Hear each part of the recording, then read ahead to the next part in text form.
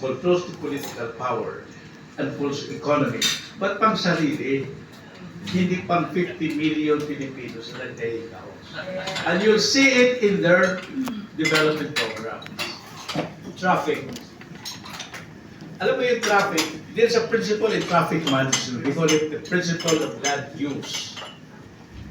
EDSA today, from Pasay to Monumento, you can park 250,000 cars, parking lot yan.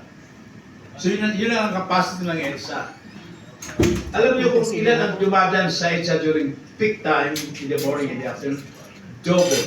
480,000 cars a day. Kaya naka-block siya. Ang suggestion niya, Commodore, is kasi kung land use, gamitin yung tertiary roads. Kita mo sa ibang bansa, walang, the more you have intersections, the more you have free block. Dapat free-flowing. Ang problema, inutil din ang ating LGUs. The 1 town and 15 cities in Metro Manila doesn't work together as a team.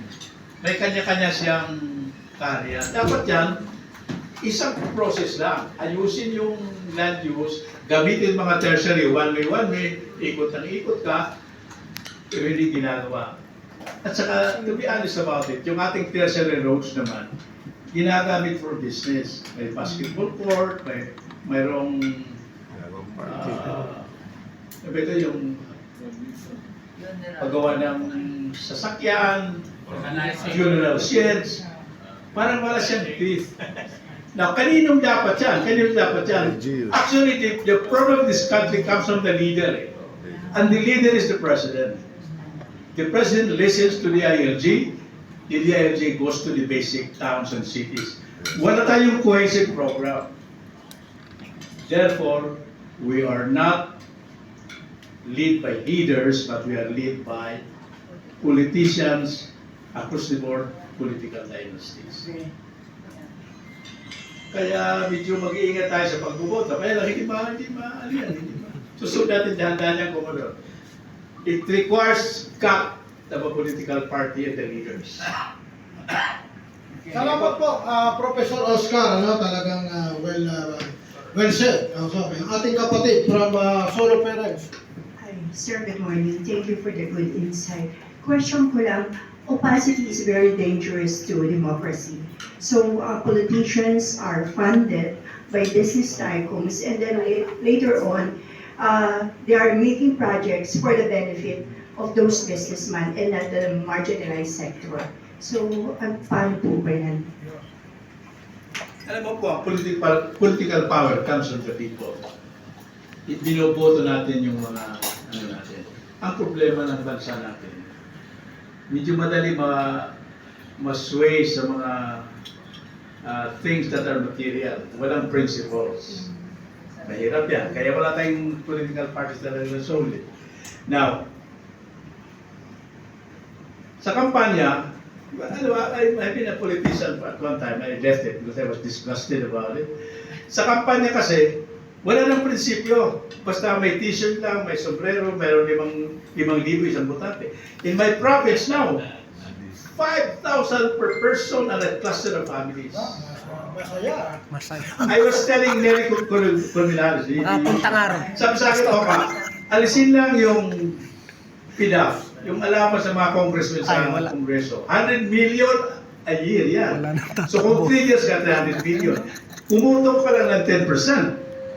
Ano yung friends in Congress that say, 10% mabagal yan. So therefore, sa 100 million, maka 30% na siya, 30 million times 90 million. You run for a district, run for a district in one district, 17 towns, 10 towns, you spend 40 million. So tubo pa yung congressman. Kaya lang hindi maaalis yun kasi nga, yun, nakapatas na yun. Dapat alisin sa kongreso yung PDAF. Kasi ang trabaho ng kongreso is to legislate. Yes. Dapat nasa gobernador, nasa mayor. Yun ang bigyan ng emphasis ng budget. Ang problema wala. The budget is prepared by the House of Clans. May kulit? Ang kongreso kasi kulit the House of Clans. Commodore. So when the House of Clans delivered the Congress, wala na yung probinsya. I hope I justify your question. Gusto ko lang magtanong tayo ng marami para... Apo, ito si Professor Jerry Dadap. May tanong po ito. Ito, very interesting ang tanong ito eh. As introduction, I would like to mention that at many times I heard speakers downplay the EDSA o revolution. Hindi ko din na-downplay yan because ako ang cover sa EDSA revolution. Yung librong EDSA revolution, ako ang cover yan. Nagharang ako ng tangke. Okay. The other one is that, are you in favor of the parliamentary form of government?